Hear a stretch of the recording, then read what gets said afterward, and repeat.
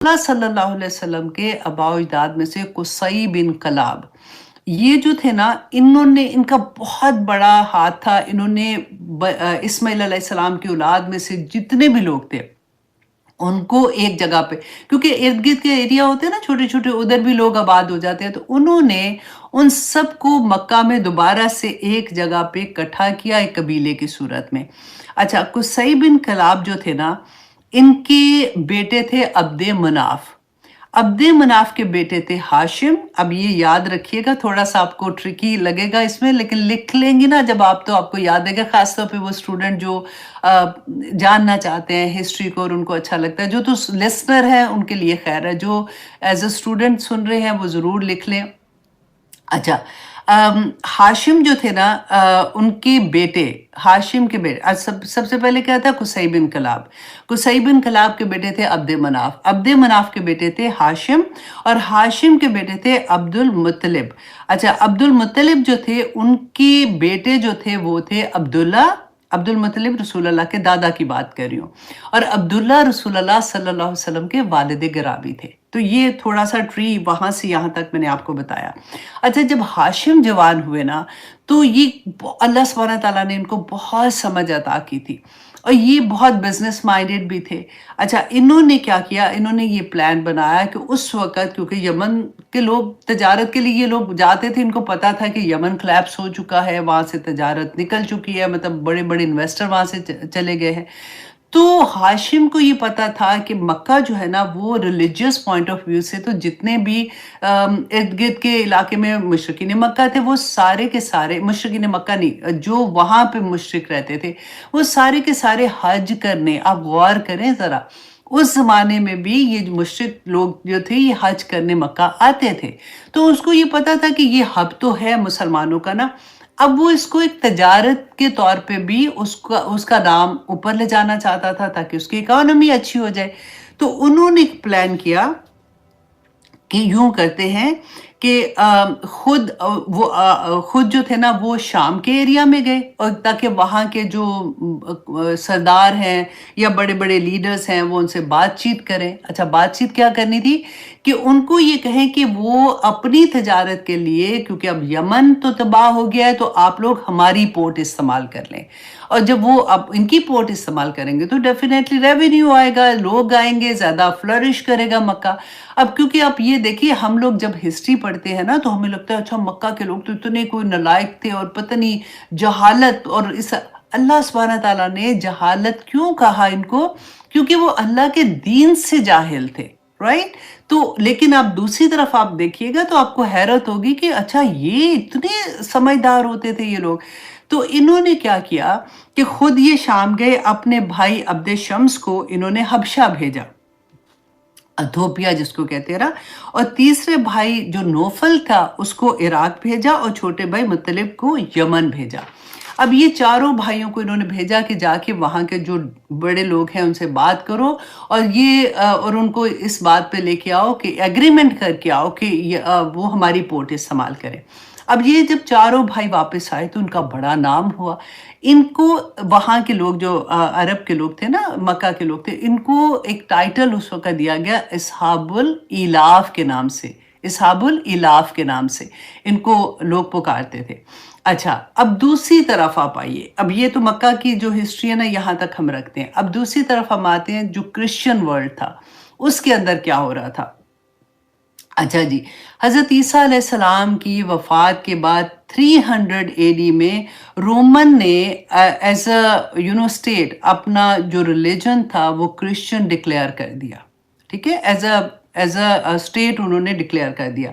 Yemen में भी उस वक़्त काफ़ी क्रिश्चियन थे, और मुशरिक भी आबाद थे। मुशरिक कौन से थे? जो मक्का के मुशरिक थे ना, जैसे वो लोग भी वहाँ पे माइग्रेट हुए थे, तो मुशरिक भी आबाद थे। दोनों कौमें थी, क्रिश्चियन भी थे और मुशरिक भी थे। एक वक्त ऐसा आया कि यमन में जूस बढ़ना शुरू हो गए। क्यों? क्योंकि उनका जो एक सरदार था ना, अबू नुआस उसका नाम आता है। अबू नुआस जो था वो यहूदी हो गया, اور جب وہ یہودی ہوا تو اس نے لوگوں کو جو اس کے اس زمانے میں پتہ ہے قبائل سسٹم ہوتا تھا، ایک ہوتا تھا سردار تو سارے پیچھے ویسے ہو جاتے تھے۔ اس نے پھر کیا کیا کہ زبردستی لوگوں کو جو کرسچن تھے ان کو اس نے یہودی بنانا شروع کیا۔ اسی پہ جو اصحاب الاخدود کا واقعہ ہوا تھا نا، ڈگ کر کے تو آگ لگا کے پھینکا تھا جو کرسچن تھے اس وقت کے، یہ واقعہ ہوا تھا، ٹھیک ہے۔ تو یہاں پہ جب اس نے یہ والا واقعہ، ابو نواس کیونکہ یہودی ہو گیا، اس نے لوگوں پہ ظلم کرنے شروع کر دیے۔ جب یہ اصحاب الاخدود کا واقعہ ہوا تو ان میں سے ایک شخص بھاگ کر جو وہاں تھا شام کی طرف، ایک شخص بھاگا اور وہ شام کی طرف چلا گیا، ایک ہی بچا تھا اس وقت۔ تو ان میں سے اس نے شام گیا اور جا کے کرسچن کا جو کیسر بادشاہ تھا نا، کیسر، اچھا جو اس زمانے کے ان کے ٹائٹل ہوتے تھے، کیسر، ہر بادشاہ کو پھر کیسر ہی کہا جاتا تھا۔ تو اس کے پاس کیا، اس نے ابو نواس کی شکایت کی اور نجاشی کو خط لکھا۔ اب یہ نجاشی وہ نہیں ہے جس کی ہم نے سٹوری پڑھی ہوئی ہے، کیونکہ ان کے جو ایتھوپیا کے رولرز تھے نا ان کو نجاشی کہتے تھے۔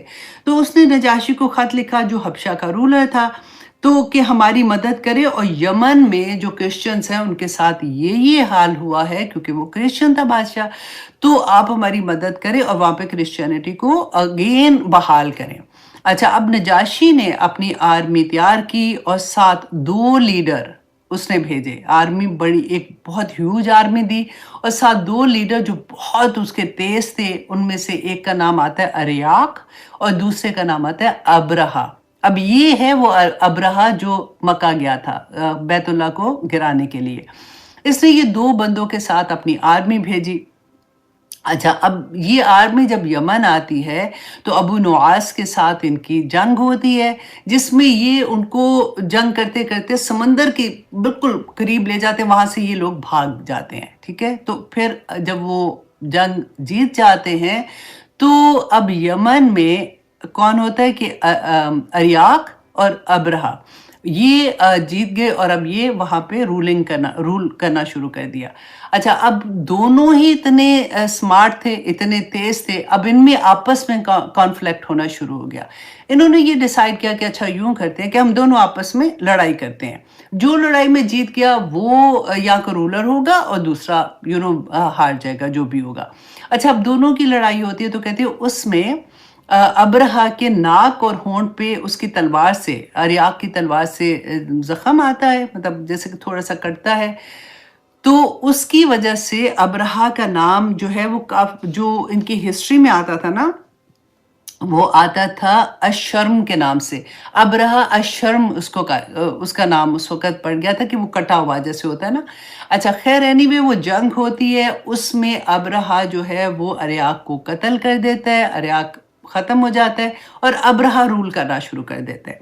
اب جب نجاشی کو اس بات کی خبر ملتی ہے تو اس کو بہت غصہ آتا ہے کہ یہ کیا ہوا، انہوں نے مجھ سے پوچھے بغیر یہ وہاں کا حکمران بن گیا اس طرح سے۔ نجاشی نے ابرہا کو خط لکھا کہ میں آ رہا ہوں یمن، اور تم سب کے سامنے اپنی ناک جو ہے وہ زمین پہ رگڑو گے، مطلب زمین پہ اپنا چہرہ لگاؤ گے، اور تم مجھے یہ ایشورٹی دو گے کہ تم جو ہو میرے ساتھ لوئل ہو۔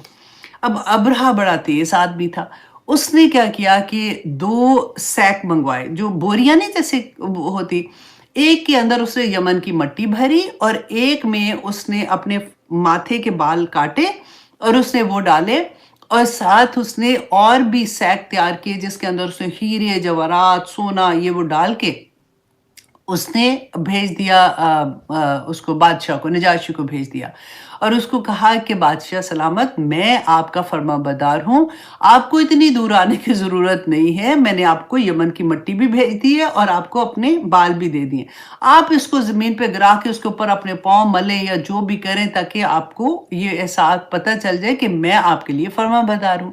اب نجاشی نے سوچا کہ ہاں ٹھیک ہے، یہ میرے لیے فرما بردار ہے، اس نے پھر اس کو ایکچولی ڈکلیئر کر دیا کہ یہ وہاں کا رولر ہے۔ اچھا جی، اب یہاں پہ نجاشی کو یقین ہو گیا کہ ابرہا لوئل ہے تو اس کو ڈکلیئر کر دیا۔ یمن میں اس وقت 2 طرح کے لوگ تھے، جیسے میں نے آپ کو پہلے بتایا نا، ایک مشرک تھے اور دوسرے کون تھے، عیسائی تھے۔ اب ابرہہ کے لیے یہ ایریا ایک نیا ایریا تھا، عیسائیت کو تو وہ جانتا تھا، لیکن مشرکین جو مکہ کے مشرک تھے نا، ان کے کلچر سے یہ واقف نہیں تھا۔ اس نے دیکھا کہ مشرک جو ہیں یہ لوگ ہر سال ایک ٹائم آتا ہے، ٹائم پیریڈ آتا ہے جس میں یہ لوگ سارے کے سارے مکہ جاتے ہیں۔ اس نے وہاں کے ڈگنیٹی سے پوچھا کہ یہ کیا معاملہ ہے، یہ لوگ کہاں سارے کے سارے نکلتے ہیں اس ٹائم پہ؟ انہوں نے بتایا کہ یہ ان کی ایک ہولی جگہ ہے، وہاں پہ یہ ہر سال ادھر جاتے ہیں۔ ابراہ نے پلان کیا کہ یہ اچھا اس طرح سے، کیونکہ آپ کو یاد ہے نا یمن تو تباہ ہو چکا ہوا تھا، اکانومی خراب ہو چکی ہوئی تھی۔ اب ابراہ نے پلان کیا کہ میں اس کی اکانومی کو بہتر کرنے کے لیے کیا کرتا ہوں کہ میں ایک چرچ بناتا ہوں، اور ہیوج چرچ بناتا ہوں، اور جتنے بھی کرسچنس ہیں میں ان کو یہ کہوں گا، وہ امپریس ہو جائیں گے دیکھ کے، تو ان کو کہیں گے کہ وہ بھی اسی طرح سے ہر سال ادھر آیا کریں گے، اس سے ہماری اکانومی بوسٹ کر جائے گی۔ اچھا، اب وہ چرچ بناتا ہے، اس میں کہتے ہیں ملکہ سبا کا جو تخت تھا نا، یاد ہے ہم نے پڑھا ہوا ہے ملکہ سبا کے تخت کے بارے میں، اس میں جو ہیرے جواہرات تھے اس نے وہ وہاں سے نکال لے، اور ہیوج خوبصورت ایک اس نے گرینڈ چرچ بنایا۔ اب چرچ بنا کے اس نے اناؤنس کیا کہ جو عیسائی ہیں سارے وہ ہر سال اس طرح سے آیا کریں۔ اب کیونکہ مکہ جو مشرک تھے وہ تو مکہ میں جاتے حضرت ابراہیم علیہ السلام کو فالو کرتے تھے، اور ان کا ریلیجیس فرق طرح سے تھی، محبت تھی اس بیت اللہ سے۔ اب کرسچن جو تھے وہ اس سے امپریس نہیں ہوئے، انہوں نے کہا کہ مطلب وہ ہر سال وہاں پہ کیوں آئیں گے؟ تو ابرہہ کا پلان یہاں پہ ناکام ہو گیا۔ اب اس کو تو سخت غصہ آیا کہ میں نے اتنا، اس نے پیسہ لگا دیا، سب کچھ کیا، لیکن اس طرح سے وہ چیز نہیں ہوئی۔ اچھا، اس نے پھر دوسرا پلان کیا کہ اب یہ سیکنڈ اس نے یہ کہا کہ اس سال جو بھی یہ مشرکین مکہ جو ہے یہ جب جائیں گے ادھر، جو یمن میں رہنے والے، یہ حج کے زمانے میں بیت اللہ نہیں جائیں گے، وہ اپنا حج جو ہے، اب اس کو حج کا وہ نہیں پتا تھا نا، تو وہ اپنا حج جو ہے وہ اس چرچ میں کریں گے۔ اچھا، اس چرچ کا نام اس نے القلیس رکھا۔ القلیس اس چرچ کا نام تھا جو سنا شہر جو تھا نا وہاں پہ وہ بنا تھا۔ تو اس نے کہا کہ یہ ادھر حج کریں گے۔ تو وہ جو مشرکین تھے انہوں نے کہا کہ نہیں، ایسے تو ہم نہیں کر سکتے ہیں۔ اب یہاں پہ ابرہہ کا پلان سیکنڈ بھی فلاپ ہوا۔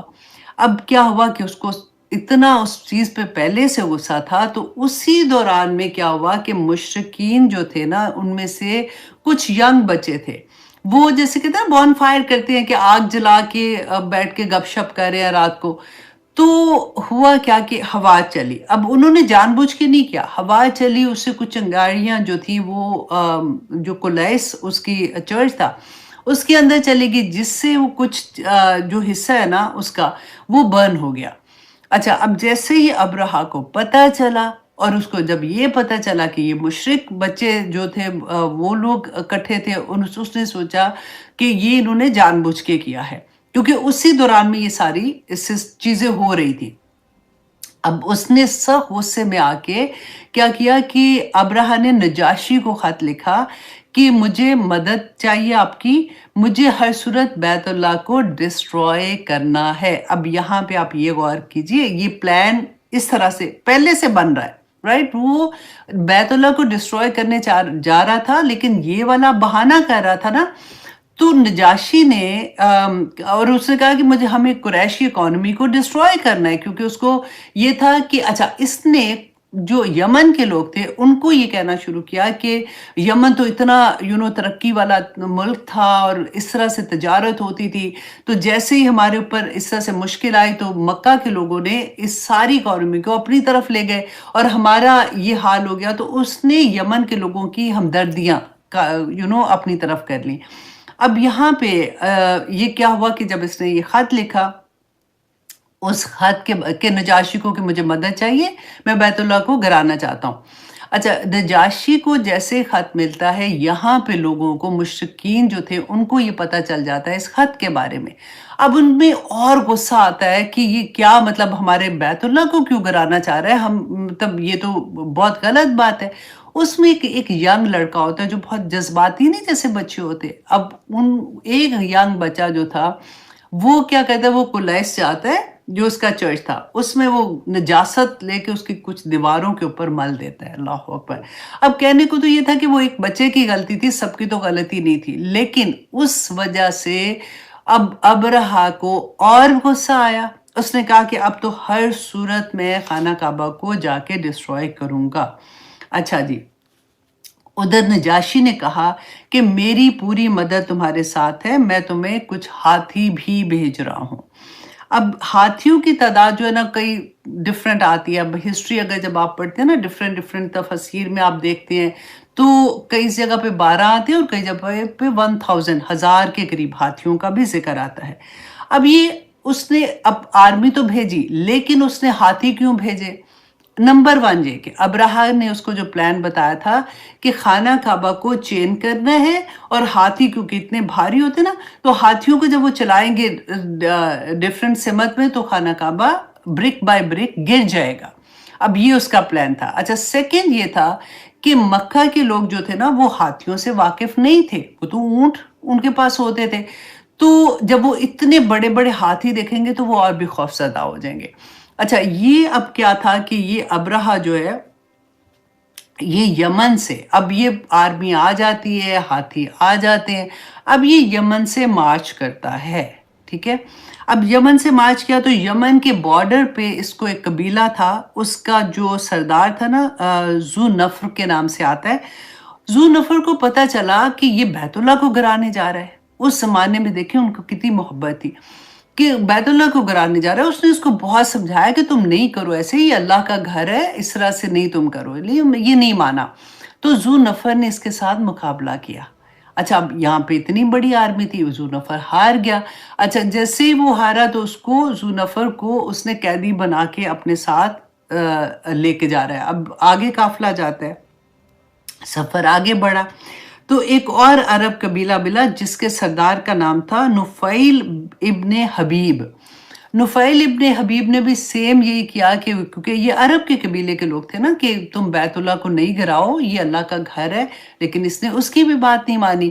اور پھر قبیلے کے ساتھ لڑائی ہوئی، وہ ہار گئے کیونکہ چھوٹے چھوٹے قبیلے تھے. اب جیسے وہ نفیل ابن حبیب کو قتل کرنے لگا تو اس نے کہا کہ دیکھو تم مجھے قتل نہیں کرو، میں تمہارے ساتھ چلتا ہوں. تمہیں کیونکہ مکہ کا راستہ جو ہے، کیونکہ یہ تو نیا تھا نا اس ایریا کے لیے، تو وہ آسان نہیں ہے، بہت پتھریلا راستہ ہے اور پہاڑوں میں سے اندر جا کے آنا ہے. تو میں تمہیں ایز اے گائیڈ تمہارے ساتھ چلتا ہوں، تو تم مجھے قتل نہیں کرو. تو یہ اس طرح سے یہ جو تھے نا نفیل ابن حبیب، وہ بھی اس کے ساتھ چل پڑے اور ایز اے قیدی ان کو بھی اس نے ساتھ لے لیا. اب کیا تھا، اب یہ طائف تک پہنچتے ہیں. ٹھیک ہے، طائف تک پہنچتے ہیں. طائف جو ایریا ہے نا، وہ آپ عمرے کے لیے جاتے ہیں، حج کے لیے جاتے ہیں، یو نو دیٹ کہ یہ 70 کلومیٹر دور ہے مکہ سے.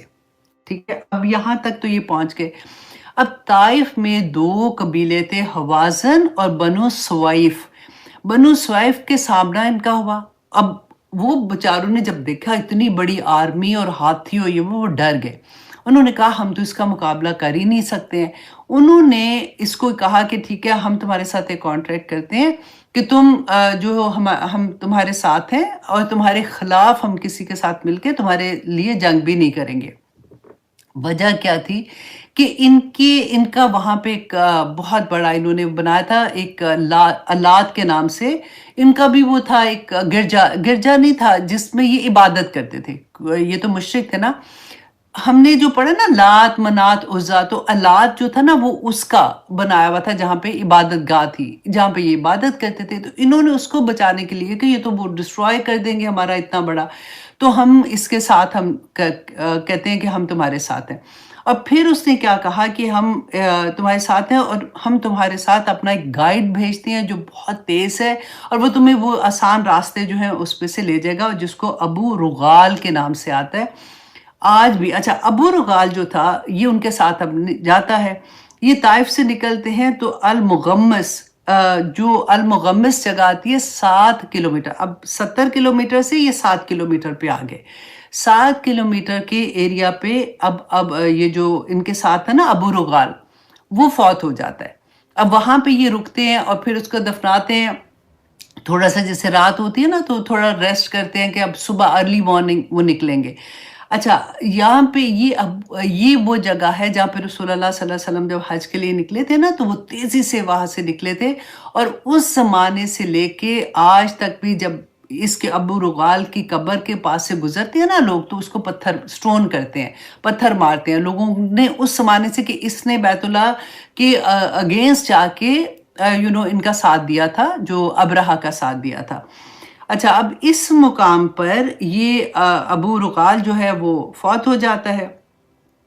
अच्छा, ये जब रुकते थे ना काफ़िले, उस ज़माने में क्या होता था कि टेंट लगा देते थे और सारे काफ़िले वहाँ पे रुकते थे, और जो बादशाह होता था, सरदार होता था, उसका टेंट थोड़ा डिफरेंट होता था। उसी तरह से एक तख्त छोटा-सा वो साथ लेके आते थे, वो वही चीज़ क्रिएट करते थे कि ये बादशाह का टेंट है।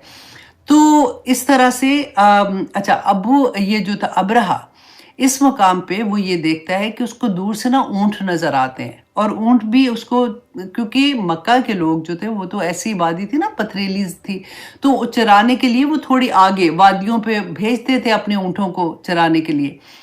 अब अब्राहा ने जब ऊँटों को देखा, तो इसने अपनी आर्मी के कुछ लोगों को कहा कि तुम लोग जाओ और जाके ये जो ऊँट है ना, इनको पकड़ के ले आओ।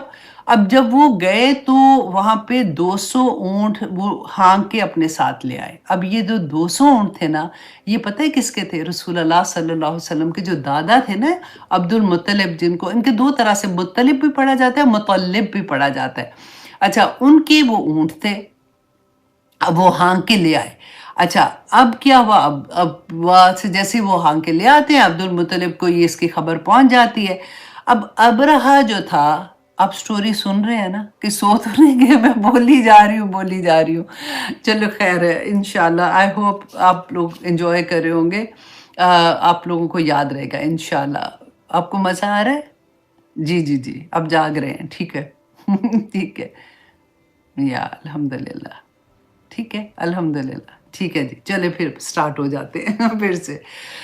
अल्लाहु अकबर! अच्छा जी, अब यहाँ पे क्या था कि अबरहा को क्योंकि अरबी ज़ुबान नहीं आती थी, तो इसने अब ओके ठीक है, मुझे पता चल गया।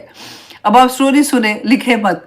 अच्छा, अबरहा को क्योंकि अरबी नहीं आती थी, इसने अपना एक बंदा जो है जिसको अरबी आती थी, अपना नुमाइंदा मक्का भेजा और कहा कि उनको जाके कहो कि मेरी तुम्हारे साथ कोई दुश्मनी नहीं है, हम तुम्हारे साथ जंग करने नहीं आए। तुम लोग यहाँ से निकल जाओ, पहाड़ों पे निकल जाओ, कुछ भी करो, लेकिन हम खाना काबा को गिराने आए हैं। हम अपना काम करके चले जाएँगे, तुम्हें हम कुछ नहीं कहेंगे। अच्छा, अब वो जो गाइड है ना, सॉरी गाइड नहीं, नुमाइंदा आता है, तो अबू मुत्तलिब जो थे, वो तो सरदार थे, उनको आके मिलता है, उनको आके बताता है इस तरह से। अब वो क्या कहते हैं, वो कहते हैं कि अच्छा, उसको उनको पता तो लग जाता है कि ये तो इतनी बड़ी आर्मी आई है, तो वो उसको ये कहते हैं कि देखो, तुम उसको कह दो जाके कि हम तुम्हें कुछ नहीं कहने वाले, हम पहाड़ों पे चले जाएँगे, लेकिन तुम जो हमारे ऊँट तुमने मेरे 200 लिया ना, तुम मुझे वो वापस कर दो। अब जो नुमाइंदा था ना, वो बड़ा हैरान हुआ कि ये तो अपने ऊँटों के पीछे लग गए, इन्होंने तो खाना काबा की कोई बात नहीं की। उसने कहा कि अच्छा, तो आप मेरे साथ चलो, आप खुद ही जाके, क्योंकि पास ही तो है जगह, आप वहाँ पे जाके उनसे खुद ही बात कर लो। अब अबू मुत्तलिब जो थे ना, वो उस गाइड के साथ, वो नुमाइंदे के साथ चले जाते हैं। अब वो जाके वहाँ पे देखते हैं हाथी इतने बड़े-बड़े और आर्मी इतनी बड़ी उनकी। तो उसके अबरहा के टेंट में लेके जाते हैं, तो अबरहा जो है ना, उनकी शख्सियत जो थी अबू मुत्तलिब की, उससे इतना इम्प्रेस हुआ, वो अपनी जगह से, अब वरना सरदार ऐसे नहीं वो करते थे, जो सुपर पावर वाले होते थे वो तो किसी को लिफ्ट ही नहीं कराते थे। वो अपनी जगह से उठा और बल्कि जहाँ पे इनको बिठाया, अबू मुत्तलिब को, वहाँ पे उनके साथ बैठा और उनसे बात करना शुरू की। जैसे ही उसने उनसे बात करना शुरू की, तो अबू मुत्तलिब ने बड़े आराम से कहा कि ठीक है जी, हम तो आपका मुकाबला नहीं कर सकते। मैं आपसे ये, उन्होंने कहा अच्छा, फिर तुम क्या चाहते हो? तो उन्होंने कहा कि मैं ये चाहता हूँ कि आप हमारे ऊँट, मेरे जो हैं 200, वो मुझे वापस कर दें। अब्राहा का तो मुँह खुले का खुला रह गया कि ये क्या मतलब, मैं तो इतना इम्प्रेस हो रहा था इनसे, इनकी शख्सियत से, तो ये तो अपने इसको अल्लाह के घर की कोई परवाह ही नहीं, मतलब ये तो अपने ऊँट मांग रहा है। क्योंकि पीछे देखे छोटे-छोटे कबीले कैसे लड़े और मरे और किस तरह से कैदियों के साथ आ रहे हैं। अब अबरहा ने कहा कि ठीक है। अब उनको कहा कि मैं आपके ऊँट आपको वापस देता हूँ, क्योंकि ابو مطلب نے ان کو کہا کہ اچھا جب اس نے یہ کہا نا کہ تو آپ اونٹ مانگ رہے ہیں اپنے، اب جبکہ اللہ کے گھر کی ایسے بات ہے، کیونکہ وہ حیران ہوا نا، تو ابو مطلب نے کہا کہ دیکھو میں اپنے اونٹوں کا مالک ہوں، تو میں اپنے مالک اپنے اونٹ مانگنے واپس آیا۔ اس گھر کا مالک، وہ اصل میں اس کو انڈائریکٹلی وہ میسج دے رہے تھے، اس گھر کا مالک تو وہ اللہ ہے، وہ اپنا گھر بچائے گا، مجھے اس لیے میں اپنی چیز لینے آیا ہوں کیونکہ وہ میرے مطلب میں ان کا مالک ہوں۔ ابرہہ نے کہا ٹھیک ہے، ان کو اونٹ واپس دیے۔ اب ابو مطلب جب واپس آتے ہیں تو لوگ بھاگے ان کے پاس آئے کہ کیا معاملہ ہوا تھا، تو انہوں نے کہا کہ تم لوگ اپنا اپنا سامان، جو بیسک سامان ہے لو، اپنی فیملی لو، سارے پہاڑوں کے اوپر چلے جاؤ، کیونکہ بہت ہیوج آرمی ہے جو تمہاری طرف آنے والی ہے۔ تو اچھا اب کیا ہوا کہ انہوں نے ابو مطلب نے چند سرداروں کو لیا اور خانہ کعبہ چلے گئے۔ خانہ کعبہ جا کر جو دروازہ تھا نا، اس کے اوپر ایک جیسے ہوتا نا راؤنڈ سا ایک کنڈا جس کو کہتے تھے، اس طرح سے اس زمانے میں ہوتا تھا، تو انہوں نے اس کو پکڑا اور اللہ سبحانہ تعالیٰ سے دعا کی، جو کہ اکثر جو تفسیر کی کتابیں ہیں نا، اس میں ان کی دعا بھی منشن ہے کہ اللہ یہ آپ کا گھر ہے، اے اللہ آپ کی اجازت سے آنے والا ہی اس گھر میں آ سکتا ہے، آپ جسے آنے کی اجازت دیتے ہیں صرف وہی آ سکتا ہے، اے اللہ ان کے پلان کو اپنے پلان پر حاوی نہیں کرنا، اے اللہ آپ کے علاوہ کسی سے ہمیں امید نہیں ہے، اے اللہ اس گھر کا دشمن آپ کا دشمن ہے، اے اللہ اپنے گھر کو تباہ ہونے سے بچا لیں۔ پھر تاریخ کی کتابوں میں یہ آتا ہے کہ اس کے بعد ابو مطلب اور وہ جو ساتھی تھے وہ بھی پہاڑ کے اوپر چلے گئے۔ اچھا جی، اب کیا تھا کہ ابرہہ کو المغمس میں، یہ جہاں پہ رکا ہے نا، المغمس میں یہ پتہ چل گیا کہ سب لوگ پہاڑوں کے اوپر چلے گئے ہیں۔ اب اس کو لگا یہ تو بہت آسان ہے، اب تو آرام سے جاؤں گا اور میں جس مقصد کے لیے آیا ہوں اس کو وہ پورا کر دوں گا، صبح صبح ہم لوگ نکلیں گے۔ اب کیا ہوا کہ نفیل بن ابن حبیب جو تھے نا، انہوں نے کیا کیا کہ وہ نکلے کیونکہ ہاتھی ادھر ہی تھے، تو ان کا جو ہاتھی ساتھ آئے تھے نا، ان کا بھی ایک سردار ہاتھی ابرہہ کے ساتھ آیا تھا جس کا نام محمود آتا ہے، کیونکہ اس زمانے میں بھی نا انہوں نے نام رکھے ہوتے تھے، پھر اسی طرح سے وہ ان کی پوری نسلوں کے نام یاد کرتے تھے کہ محمود کا باپ کون تھا تو محمود کے بچے کون تھے، تو اس طرح سے نسلوں کے ان کے نام یاد ہوتے تھے ان لوگوں کو۔ اچھا، اس نے محمود جو تھا وہ ہاتھیوں کا سردار تھا، تو جو نفیل بن ابن حبیب جو تھے نا، نفیل ابن حبیب، سوری میں تیزی سے بولتی ہوں تو وہ ابن کاٹ رہی تھی۔ اچھا، اس نے کیا کیا کہ جو محمود تھا اس کے کان میں جا کے وسپر کیا کہ محمود بیٹھ جاؤ یا یہیں سے واپس لوٹ جاؤ جہاں سے تم آئے ہو، کیونکہ تم اللہ کے محترم شہر میں داخل ہونے والے ہو۔ اب نوائفل جو تھا نا، وہ اس مقام سے بھاگنے میں کامیاب ہو گیا، اور ابرہہ نے اتنی پرواہ نہیں کی کیونکہ اس کو اب پتا تھا کہ اب تو ہم پہنچ گئے ہیں، میں اپنا جس مقصد کے لیے آیا ہوں اس میں کامیاب ہو جاؤں گا، تو یہ پھر وہاں پہ مکہ پہنچا تو یہ بھی پہاڑ کے اوپر اور لوگوں کے پاس چلا گیا۔ اچھا جی، اب پہاڑ پر چلے گئے جہاں پہ قریش کے لوگوں نے پناہ لی تھی۔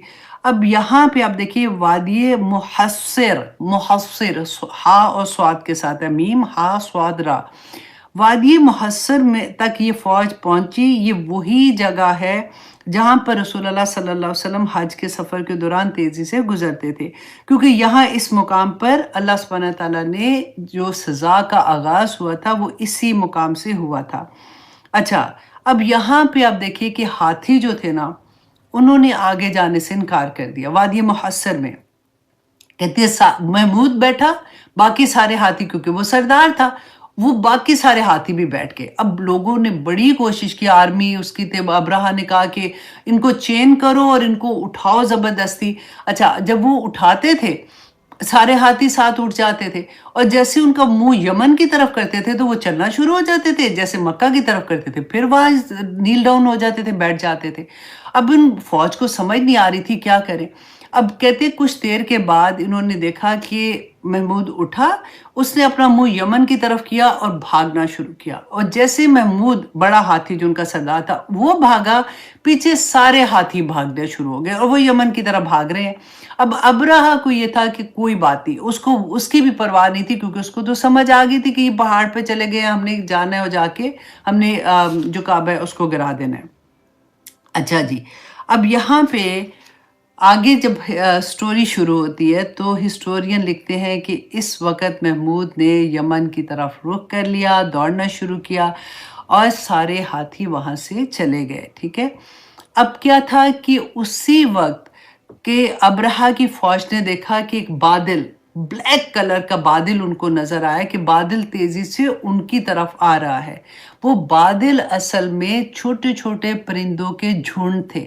हम पढ़ते हैं ना क़यामत के दिन, ये तो अजाब के लिए आ रहे थे ना, कि क़यामत के दिन जो मोमिन हैं, जो कुरान पढ़ने वाले हैं, अल्लाह के अहकामात मानने वाले हैं, तो क़यामत के दिन झुंड, सूरत अल बकरा के लिए आता है ना, तो वो परिंदों के झुंड की तरह उन पे साया करेंगे ताकि उनको गर्मी नहीं लगे, सूरज क्योंकि इतना नज़दीक होगा। इसी तरह से उन्होंने देखा कि परिंदों के झुंड आ रहे हैं उनकी तरफ, और ये आते आते उन्होंने फौरन, इनको मिलियंस ऑफ मिलियंस बर्ड्स थे, और इनकी पूरी आर्मी को उन्होंने जैसे वो कर दिया, उनके इर्द गिर्द आ गए।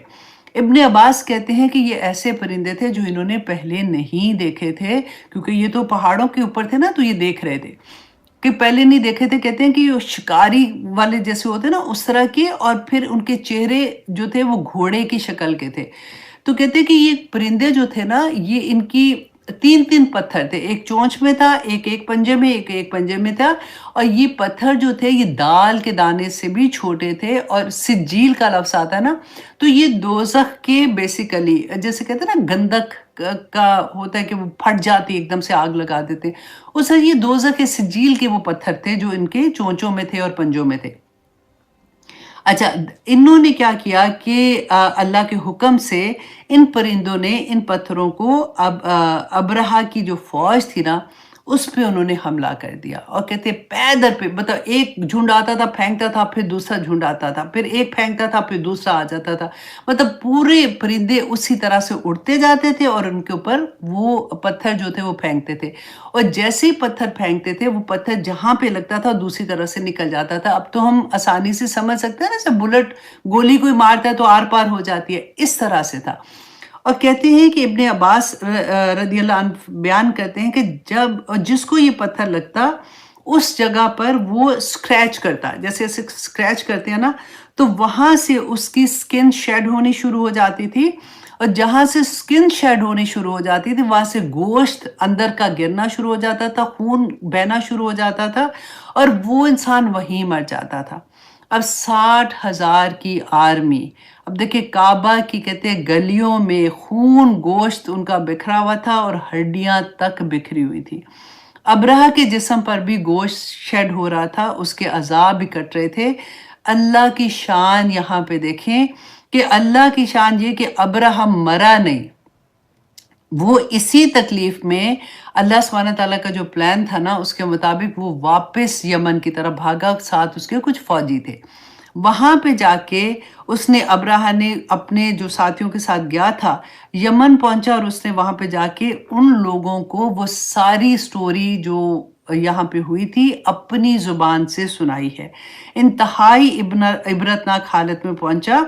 अबरहा की ज़बान से ये सारा वाक़या यमन वालों ने सुना, उसकी हालत का ये अंदाज़ा लगाया कि उसका ये हाल था कि कहते हैं कि जब ये किस्सा सुना रहा था, हिस्ट्री में लिखा हुआ है कि जब ये किस्सा सुना रहा था, खौफ के मारे उसकी चेस्ट जो है ना वो खुल गई, क्योंकि शेड हो गया था सारा, जो है उसका खून निकल रहा था, उसका गोश्त गिर गया था, तो उसकी चेस्ट इवन नज़र आ रही थी, खुल गया। लोगों ने इसके अंदर धड़कता हुआ दिल देखा, और इसी कैफियत में उसका दिल खौफ के मारे फट गया, जो लोगों ने अपनी आंखों से देखा, और उसी वक्त अबरहा का इंतकाल हो गया। वो अबरहा जिसने ये कहा था कि अल्लाह सुब्हानहू तआला के घर को ब्रिक बाय ब्रिक तबाह करूंगा, अल्लाह सुब्हानहू तआला ने उसको मसल बाय मसल तबाह कर दिया। अल्लाह अकबर। ये स्टोरी सारी की सारी اب جب بھی نماز میں یہ سورہ پڑھیں گے آپ کو یہ پوری سٹوری اسی طرح سے یاد آئے گی۔ اب دیکھیے قریش مکہ جو تھے وہ تو شرک کرتے تھے، اب ذہن میں یہ آتا ہے کہ ابرہہ تو کرسچن تھا، کرسچن تو پھر کوئی نبی کو مان رہے تھے نا اس زمانے میں، ابھی تو رسول اللہ صلی اللہ علیہ وسلم تو نبی نہیں بنے تھے، تو وہ تو کسی نہ کسی نبی کو مان رہے تھے، کسی نہ کسی بک کو فالو کر رہے تھے۔ یہاں پہ تو مشرک تھے، تو اللہ سبحانہ تعالیٰ نے مشرک کو بچا لیا اور ابرہہ جو کرسچن تھے ان کو تباہ کر دیا۔ تو ہسٹورین لکھتے ہیں کہ وجہ یہ تھی کہ ابرہہ میں تکبر تھا، ابراہم میں تکبر کی وجہ سے کہ اس نے یہ جب کہا کہ میں اللہ کے گھر کو برک بائی برک تباہ کر دوں گا، تو اللہ نے اس کے تکبر کی وجہ سے ان کو تباہ کر دیا۔ اللہ اکبر۔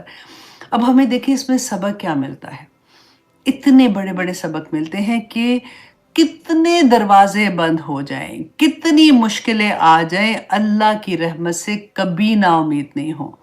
اللہ سبحانہ تعالیٰ نے ابرہہ کی گرینڈ آرمی کو مکہ کی چھوٹی سی جگہ جن کے پاس نہ آرمی تھی، نہ ہتھیار تھے، نہ کچھ بھی نہیں تھا، اللہ سبحانہ تعالیٰ نے کس طرح سے ان کی مدد کی اور کس طرح سے بچا لیا تھا۔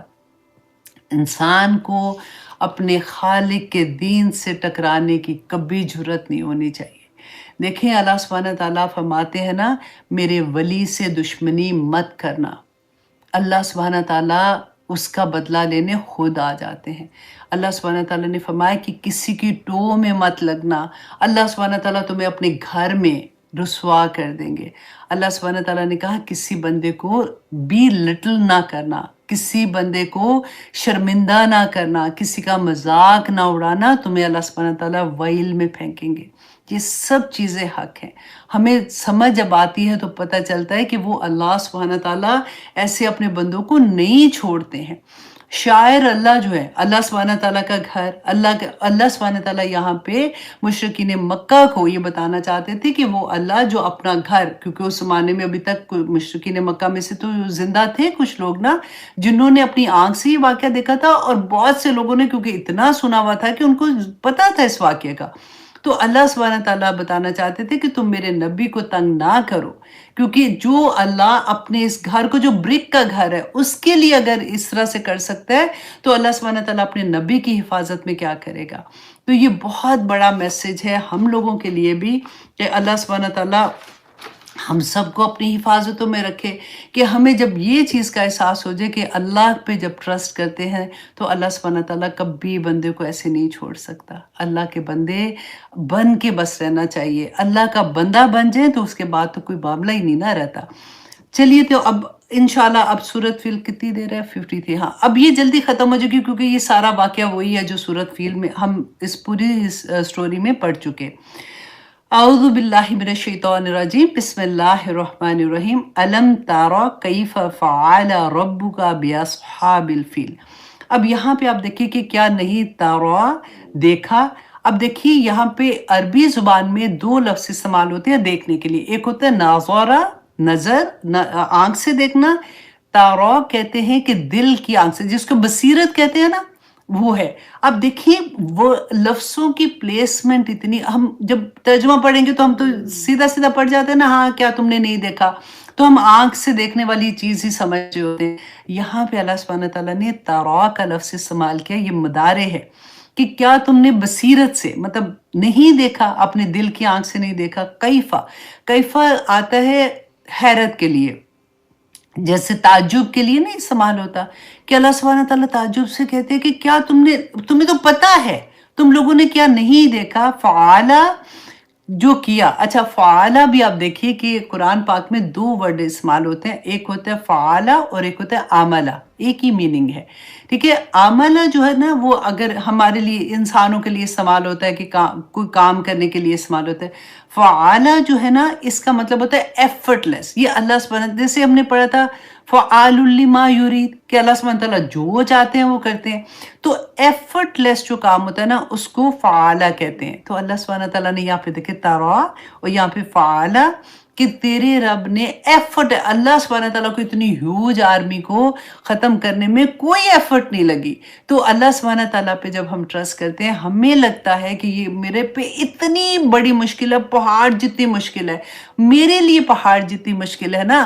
آپ دیکھیں جس کے سے دعا کر رہے ہیں اس کے لیے تو کوئی مشکل نہیں ہے. تو اس لیے اللہ سبحانہ تعالیٰ سے پورے یقین کے ساتھ دعا کیا کریں.